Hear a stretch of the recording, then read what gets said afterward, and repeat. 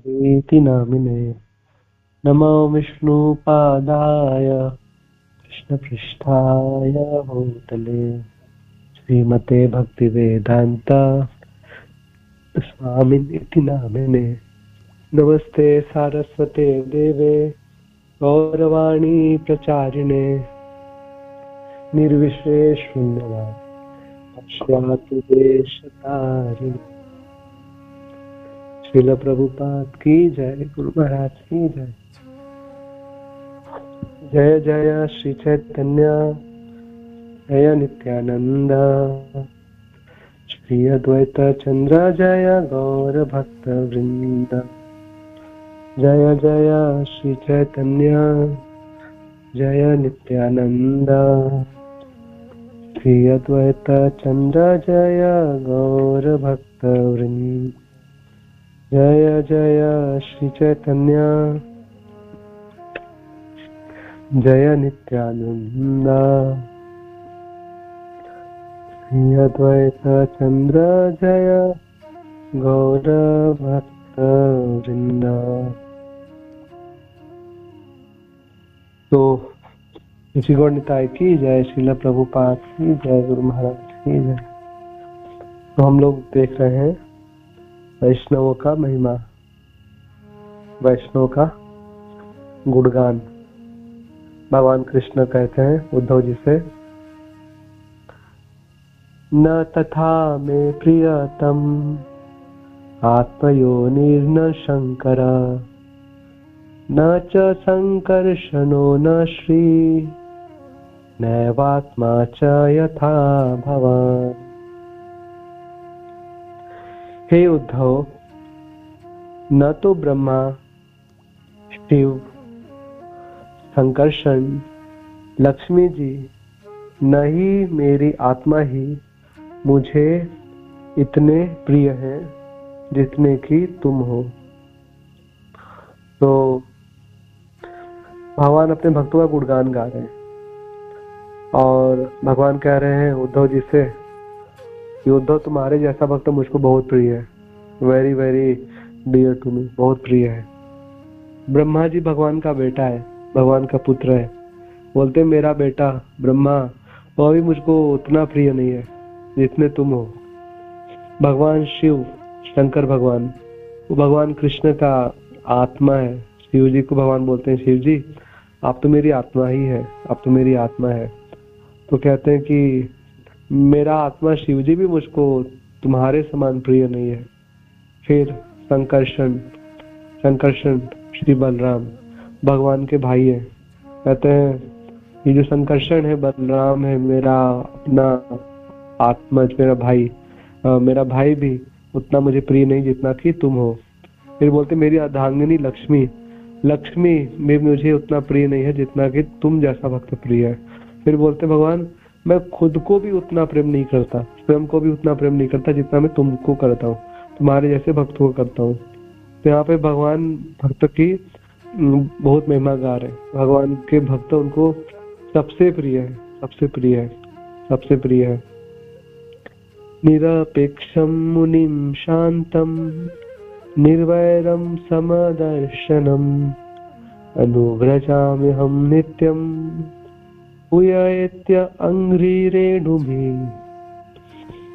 निरपेक्ष भगवान का शुद्ध भक्त का गुण क्या होता है, कैसे भक्तों के भगवान बहुत प्रेम करते हैं, वो भक्त कैसे होते हैं, निरपेक्ष, निरपेक्ष, निरपेक्ष।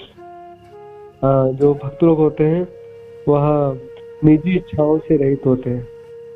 बहुत ही कोई इच्छा, निजी इंद्रिय तृप्ति की इच्छा भक्त लोग के अंदर होता नहीं है।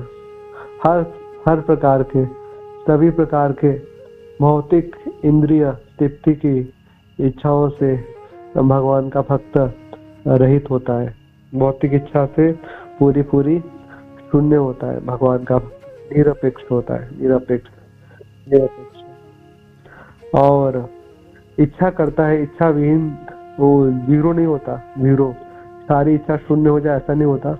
वो सभी इच्छा करता है, लेकिन उसकी सभी इच्छाएं भगवान कृष्ण से युक्त होती है, कृष्णमयी, कृष्णमयी इच्छा होती है उसकी।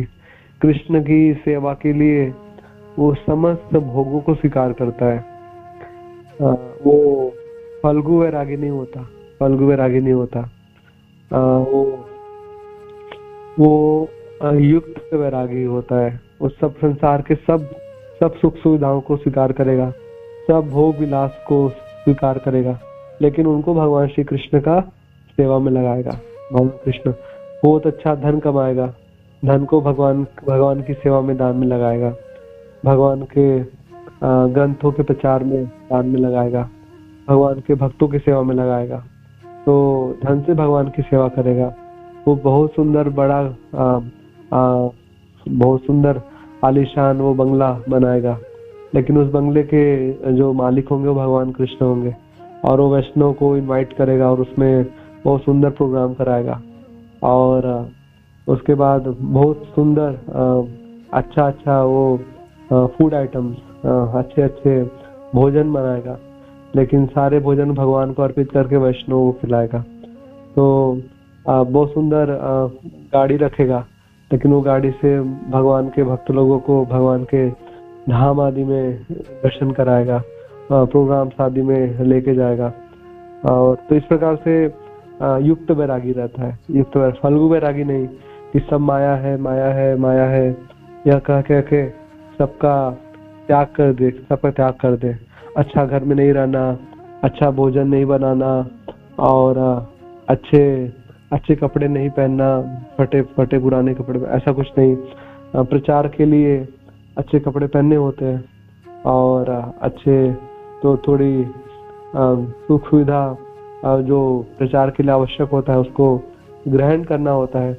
अगर प्रभुपाद जी सोचते कि मैं एयरप्लेन का यूज नहीं करूंगा, मैं पैदल ही यात्रा करूंगा, तो प्रभुपाद प्रचार न कर पाते इतना तीव्रता से। 12 वर्षों में पूरे विश्व का कई बार भ्रमण न कर पाते। तो फल्गु वैरागी नहीं बनेगा। जो वहां पे कृष्ण की सेवा के लिए जो भी चीज का आवश्यकता है, उसको कृष्ण का सेवा के लिए जो भी चीज का आवश्यकता है, जो भी भौतिक दिखने में लग रहा है, भोग विलास, वो सब कुछ भी ग्रहण कर लेगा। यहाँ पे कृष्ण की सेवा की बात आएगी, है ना। अपने निजी इंद्रिय तृप्ति के लिए नहीं करेगा कुछ भी, कृष्ण की सेवा के लिए सब कुछ को प्रयोग में लाएगा, सब कुछ को प्रयोग में लाएगा। उसकी डिग्री, उसकी पढ़ाई, उसका स्किल, उसका टैलेंट, जो कुछ भी है सब कुछ को कृष्ण के सेवा में अर्पित करेगा। माया है माया करके छोड़ेगा नहीं। इसको बोलते हैं निरपेक्ष। भक्त लोग भौतिक इच्छा से रहित होते हैं। फिर आते हैं मुनि मतलब वो हमेशा भगवान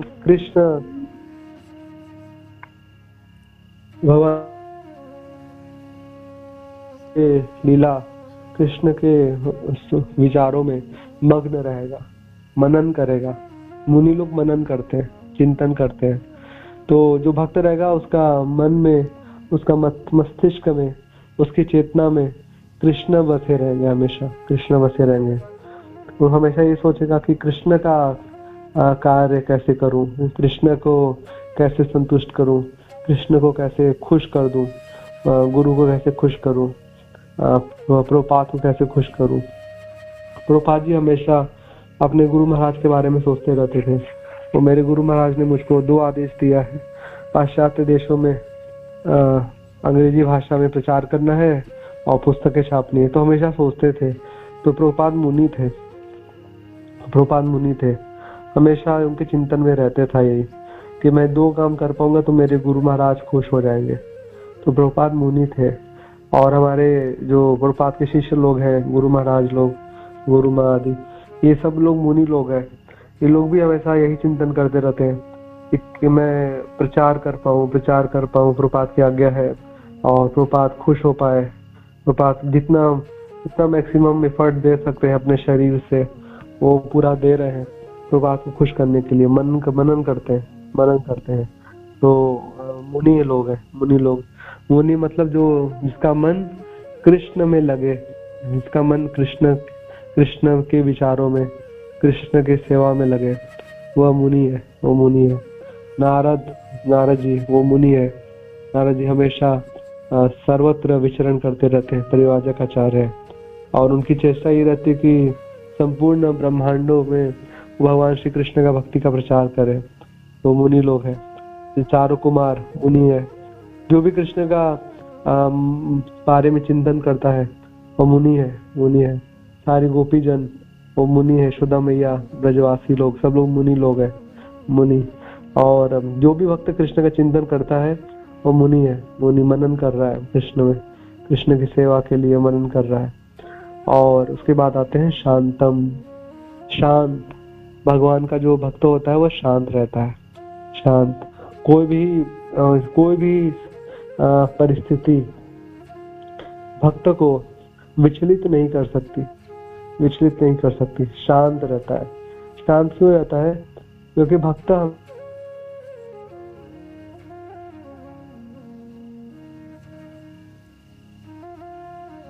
छोटा बच्चा है, और छोटा बच्चा जब अकेला, कभी कभी सारी माताओं जिनका पुत्र होते हैं उनको अनुभव होता है इस चीज का कि छोटा बच्चा कमरे में रहे अकेला, और उसको कुछ समय के लिए सोता रहे छोटा बच्चा कमरे में अकेला, और जब उसकी आंख खुले तो उसको पास में उसकी माता ना दिखे, उसकी माँ ना दिखे, तो बच्चा बहुत विचलित हो जाता है और वो सब जगह अपनी आंखें घुमाता है, उठ के सिर घुमाता है, देखने का प्रयास करता है, माँ एक बार दिख जाए, माँ दिख जाए। और जब उसकी चेष्टा करने से जब माँ उसको उसकी नजरों के सामने दिखती नहीं है तो जोर से रोना शुरू करता है बच्चा, माँ को अनुपस्थिति। और जैसे ही माँ देखती कि मेरा बच्चा रो रहा है, माँ जैसे ही एक झलक दिखा देती, सामने आ जाती है, तुरंत एकदम शांत हो जाता है बच्चा, बिल्कुल शांत, शांत, शांत हो जाता है।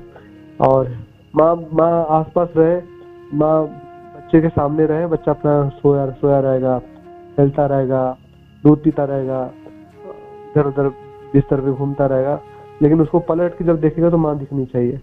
माँ सामने है तो बच्चा शांत है, माँ बच्चे से दूर गई नहीं तो बच्चा अशांत हुआ, तो बच्चा रोना शुरू कर देता है ना। तो भक्त लोग जो होते हैं, भक्त लोग शांत होते हैं, भक्त तो शांत होते हैं, शांत।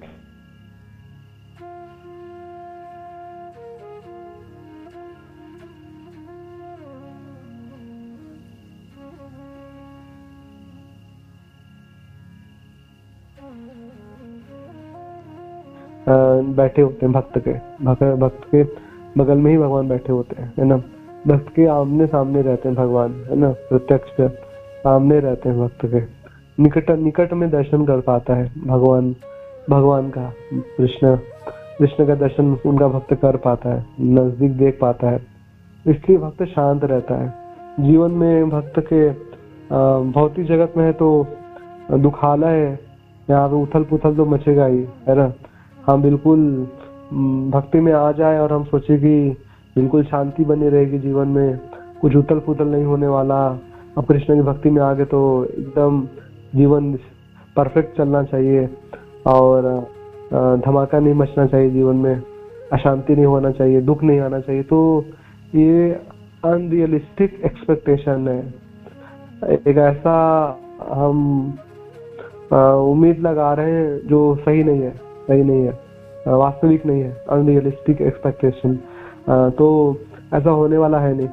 और भगवान कृष्ण भगवद गीता में इसलिए बोले भी हैं, दुखालयम अशाश्वतम, दुखों का घर है।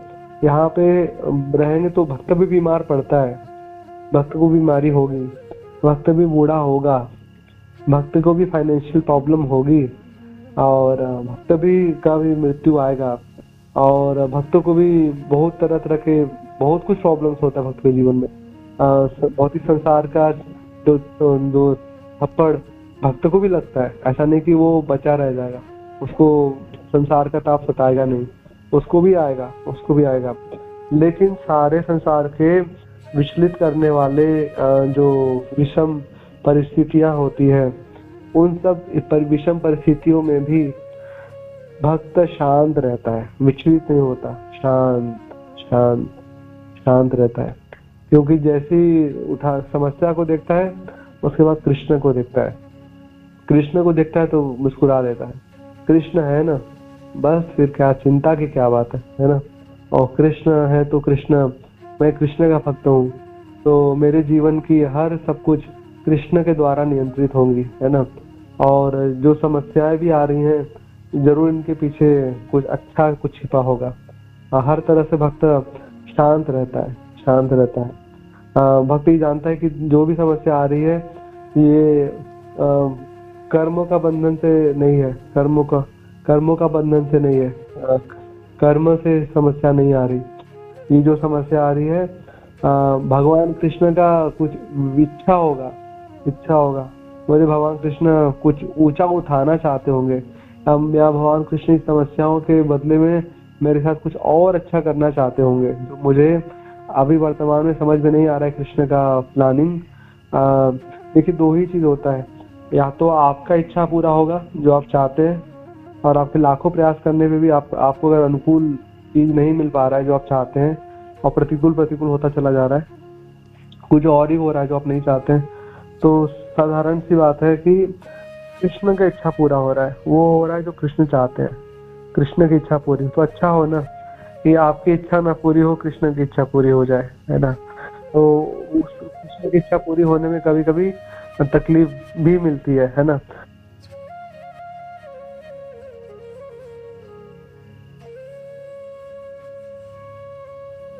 आ रहा है, लेकिन थोड़ा समय बाद जब समय गुजरेगा, तब हमें पता चले ओ, ये कृष्ण मुझे देने वाले थे, और मैं उस समय नहीं समझ पा रहा था।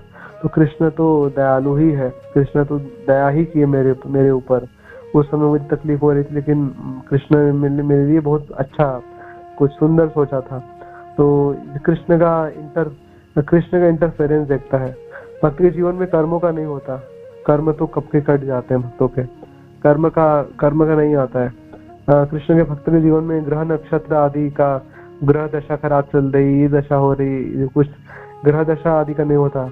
भाग्य का लेखा नहीं होता, माथे का हाथ की लकीर, माथे की लकीर, ग्रह, ये सब कुछ काम नहीं करते। भक्त के जीवन में तो एक ग्रह काम करता है, और वह है कृष्ण ग्रह। कृष्ण ग्रह, कृष्ण काम करते हैं भक्त के जीवन में। जो कुछ भी स्थिति हो रही है, घटना, जो कुछ भी हो रहा है, वो डायरेक्ट कृष्ण का इंटरफेरेंस रहता है। एक बार हम कृष्ण की भक्ति में आ गए, तो जो कुछ भी हो रहा है वो कृष्ण की इच्छा से हो रहा होता है।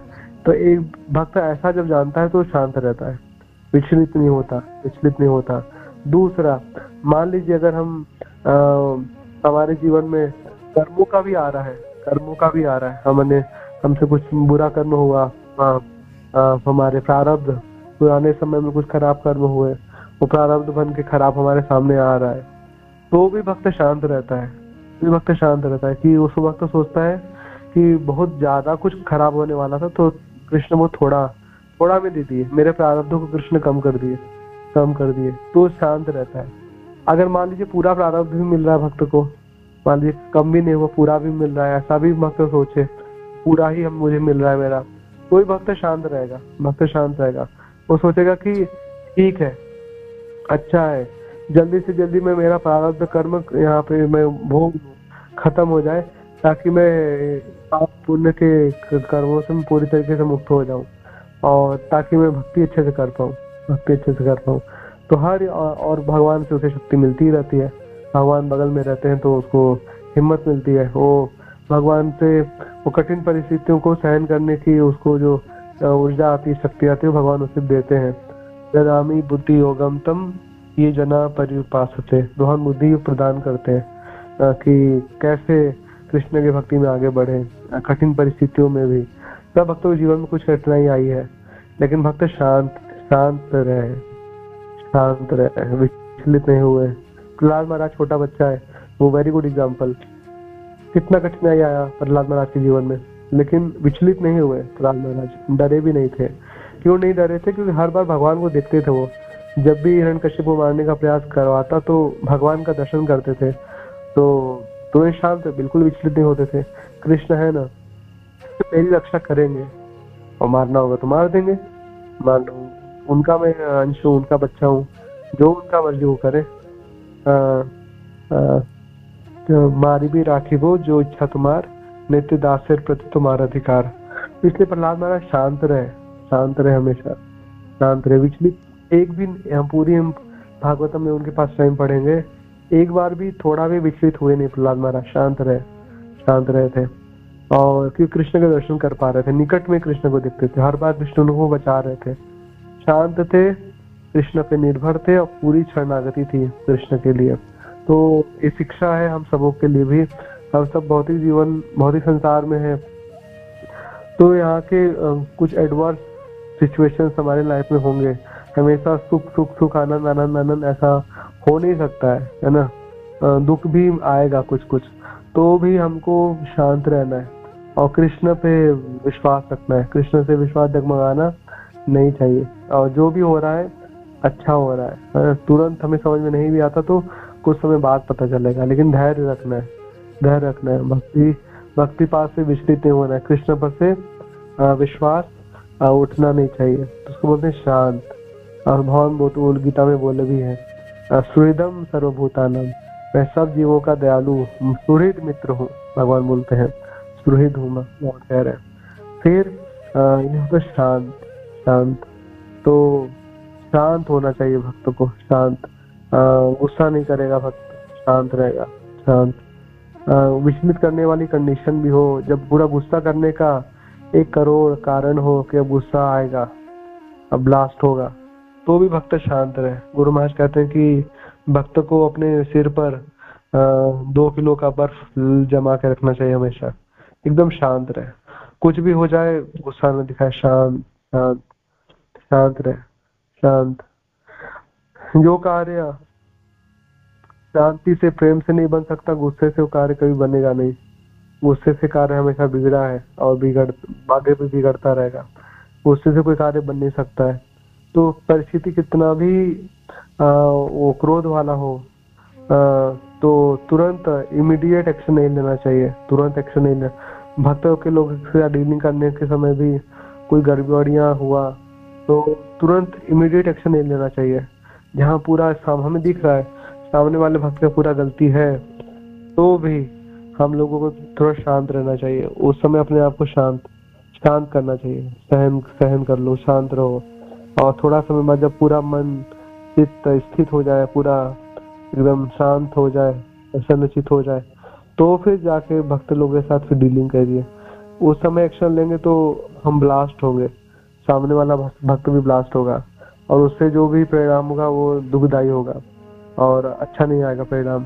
तो शांत रहना चाहिए, शांत। तुरंत इमीडिएट एक्शन लेने का आवश्यकता नहीं होता है, हमेशा थोड़ा टाइम गैप हमेशा देना चाहिए। जहाँ भी गुस्सा आपको लग रहा है कि आप बोलेंगे तो गुस्सा आएगा, उस समय कंट्रोल करना चाहिए। अपनी वाणी को उस समय रोकना चाहिए और उस जगह से बल्कि हट जाइए, शांत रहना चाहिए। बाद में इस सही मन के सही स्थिति में फिर डिस्कशन करके तो वो निर्णय लीजिए। Become sweet devotee, happy devotee.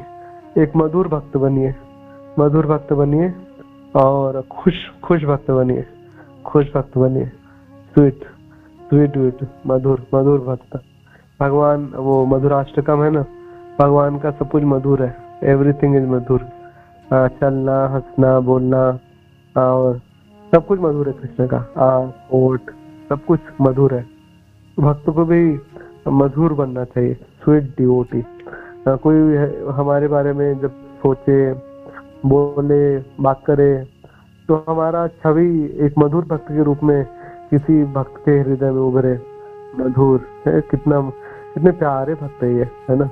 कितने प्यारे माता जी है, कितने प्यारे प्रभु जी है ना। हमेशा शांत रहते हैं, गुस्सा नहीं करते, विचलित नहीं होते और हमेशा मुस्कुराते हैं।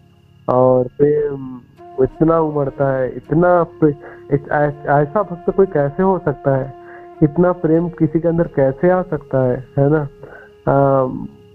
ये बिल्कुल इम्प्रैक्टिकल है कि इतना इस कलयुग में ऐसा भक्त कहाँ से आ गया, है ना। भौतिक संसार में गोलोकवासी कहाँ से आ गया। तो जब हम किसी भक्त के बारे में सोचे या कोई हमारे बारे में कोई सोचे, तो ऐसा छवि उसके चित्त में हमारा उभर के आए, है ना। स्वीट डिवोटी, मधुर भक्त, हैप्पी डिवोटी, खुश भक्त। और उसके औरा में जो आए, उसके नजदीक में जो आए, वो भी, उसको भी वो मधुरता मिले, उसको भी वो खुशी मिले, उसको भी वो शांति मिले। कुछ भक्त ऐसे होते हैं जिनके हम नजदीक जाते हैं तो हम बिल्कुल शांत हो जाते हैं। इतना भी बिल्कुल हम धड़ाम धूम कुछ भी धमाका मचा रहे हमारे जीवन में, लेकिन कुछ भक्त के पास जाएंगे बड़ी से बड़ी समस्या लेके, हम शांत हो जाएंगे, बिल्कुल शांत। शांत न शांत होंगे केवल, बल्कि प्रसन्नचित हो जाएंगे, खुश हो जाएंगे, आनंदित हो जाएंगे, आनंदित हो जाएंगे। और वो हमें भौतिक धरातल से उठा के आध्यात्मिक धरातल, गोलोक वृंदावन के धरातल पे स्थित कर देंगे, स्थित कर देंगे। प्रेम, प्रेम, आध्यात्मिक आनंद वो बढ़ा देंगे, हमारा बढ़ा देंगे। तो ऐसा भक्त का ढूंढना चाहिए, और ऐसा भक्त हम लोगों को बनना भी चाहिए। ऐसा भक्त जो हमारे आसपास ढूंढे और हम लोग भी ऐसा भक्त बने, ऐसा भक्त बन पाए। इसको बोलते हैं शांत। फिर आते हैं निर्वैरम। निर्वैरम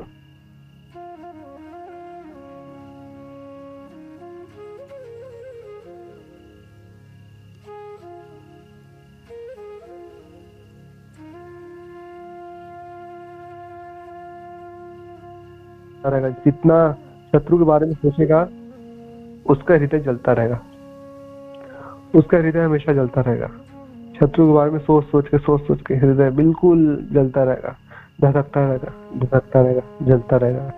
मेरा शत्रु है, मेरा शत्रु है, शत्रु है, शत्रु है। जितना कृष्ण से प्यार करेगा उतना शत्रु से नफरत करेगा, नफरत करेगा, जलता रहेगा। और जिसका एक भी शत्रु है उसका सुख शांति नहीं रह सकता, धधकता रहेगा उसके अंदर, है ना। बदले की आग, है ना, और कंप्लेन, है ना, शिकायत, है ना। तो धधकता रहेगा, वो शांत कभी हो नहीं सकता है शत्रु, इसका एक भी शत्रु है। इसलिए भक्त का कोई शत्रु होता नहीं है, भक्त का कोई शत्रु होता नहीं है ना। हो सकता है कि भक्त को कोई अपना शत्रु माने, भक्त को अपना शत्रु माने, है ना, लेकिन भक्त का कोई शत्रु होता नहीं है। ऐसे प्रभुपाद जी कहते थे कि मेरा कोई शत्रु नहीं है, मेरा कोई शत्रु नहीं है, लेकिन कुछ लोग मुझको अपना शत्रु मानते हैं, तो मैं क्या कर सकता हूँ। मेरा कोई शत्रु है नहीं, मेरा कोई शत्रु है नहीं, लेकिन कुछ लोग मुझको अपना शत्रु मानते हैं। कुछ लोग प्रभुपाद को अपना शत्रु मानते थे, भक्ति सिद्धांत महाराज के शत्रु थे, है ना। तो वो लोग तो वैष्णव लोग हैं, महान वैष्णव। ये अनिलो प्रेम धन करुणा प्रचुर हो, महान वैष्णव। और वो करुणा दया लेके आए थे गोलोक वृंदावन से, वो सबका कल्याण करने के लिए आए थे। उनका कोई भी शत्रु था नहीं, वो सबका कल्याण करना चाहते। लेकिन अब कुछ लोग जो उनसे भक्त लोगों से भी ईर्ष्यालु लोग होते हैं, तो ईर्ष्या करते। कोई कितना भी अच्छा भक्त रहे, कितना भी सबका कल्याण करने का भावना रखे, लेकिन कुछ दुष्ट जन होते हैं, खल जो दुष्ट, वो भक्त लोगों से भी ईर्ष्या करते हैं, भक्तों से ईर्ष्या। तो क्या किया जा सकता है, व्हाट कैन बी डन, क्या कर सकते हैं। तो प्रभुपाद कहते हैं कि मेरा कोई शत्रु नहीं है, लेकिन कुछ लोग मुझको इतना शत्रु मानते हैं, है ना। तो भक्त लोग ऐसे निर्वैरम होते हैं, अजात शत्रु। भक्त का कोई शत्रु नहीं होता। जैसे युधिष्ठिर महाराज, उनका कोई शत्रु नहीं था, है ना, उनका कोई शत्रु नहीं था। अम्बरीश महाराज, है ना, इन सारे बड़े बड़े जो राजर्षि लोग हैं, इन लोगों को शत्रु नहीं होते थे, है ना। तो भक्त का कोई शत्रु नहीं होता। समदर्शनम, समदर्शनम, भक्त लोग सबको समान भावना से देखते हैं और भेदभाव नहीं करते। वो सबका कल्याण करना चाहते हैं, सबका कल्याण करना चाहते हैं, सबको चाहते हैं कृष्ण भक्ति मिले, सबको कृष्ण भक्ति देना चाहते हैं भक्त लोग। कोई भी तरह का भेदभाव नहीं करते। कोई ब्राह्मण हो, क्षत्रिय हो, वैश्य हो, शूद्र हो, चंडाल हो, ब्रह्मचारी हो, गृहस्थ हो, वानप्रस्थ हो, सन्यासी हो, कोई भी क्यों ना हो, कोई किसी भी देश का हो, किसी भी जाति का हो, किसी भी धर्म का हो, सबको भक्ति देना चाहते हैं, सबको। ऐसा नहीं कि केवल हिंदू लोग ही भक्ति करेंगे, ऐसा नहीं कि केवल भारतीय लोग ही भक्ति करेंगे, ऐसा नहीं केवल ब्राह्मण लोग ही भक्ति करेंगे, ऐसा नहीं कि केवल पुरुष लोग ही भक्ति करेंगे।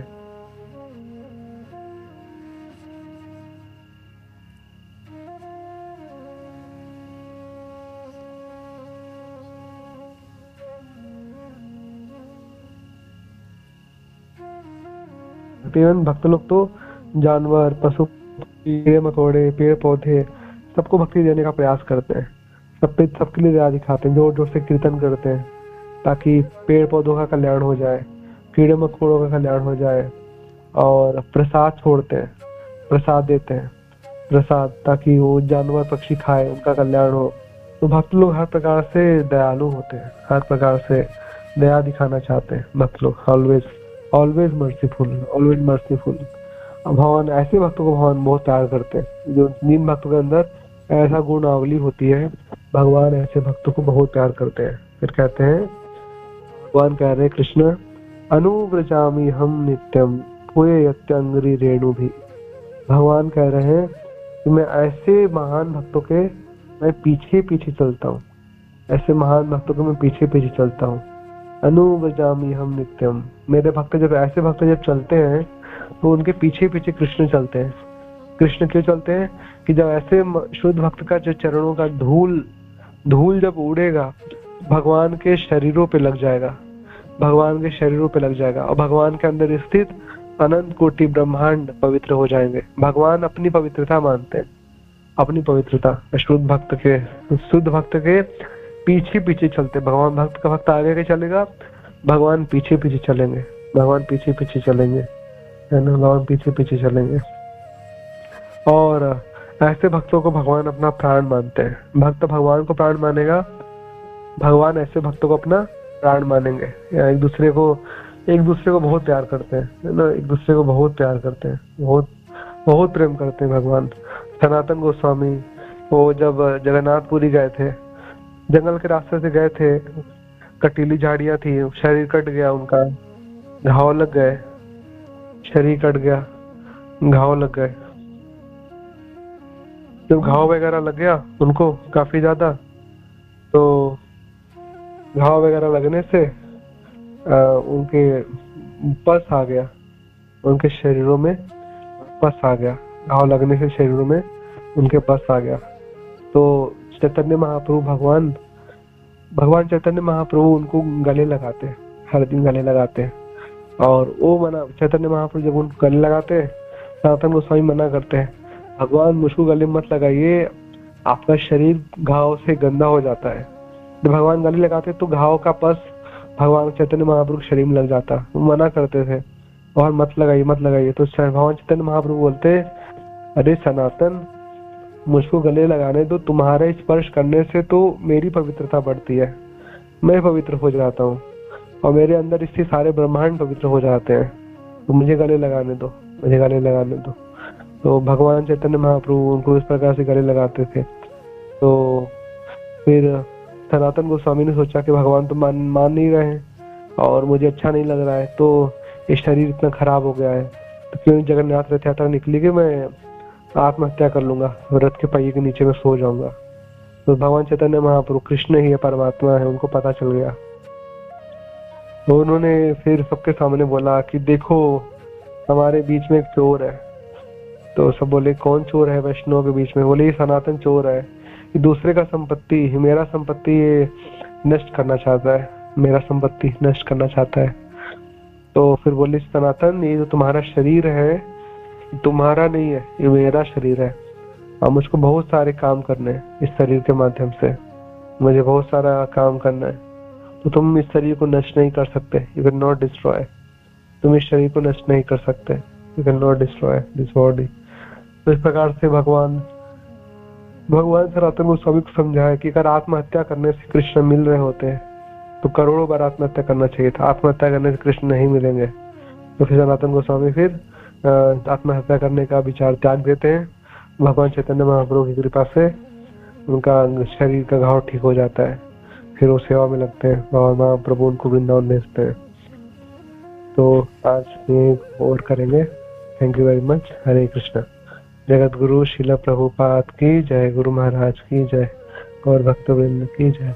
तो कोई प्रश्न है आप लोग के, या कुछ ऐड करना चाहते हैं तो कर सकते हैं प्लीज।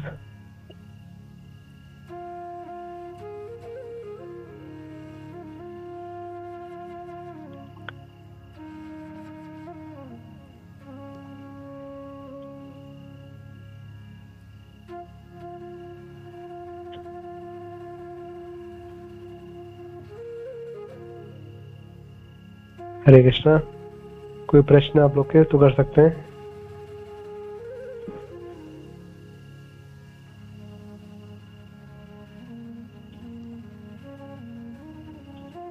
ठीक है, कोई प्रश्न नहीं है तो हम लोग कल कंटिन्यू करेंगे। Thank you very much. वाञ्छाकल्पतरुभ्यश्च कृपा सिन्धुभ्येव च पतितानां पावनेभ्यो वैष्णवेभ्यो नमो नमः। अनंत कोटि वैष्णव भक्त वृंद की जय। जगत गुरु शिल प्रभुपाद की जय। गुरु महाराज की जय। गौर भक्त वृंद की जय। हरे कृष्णा।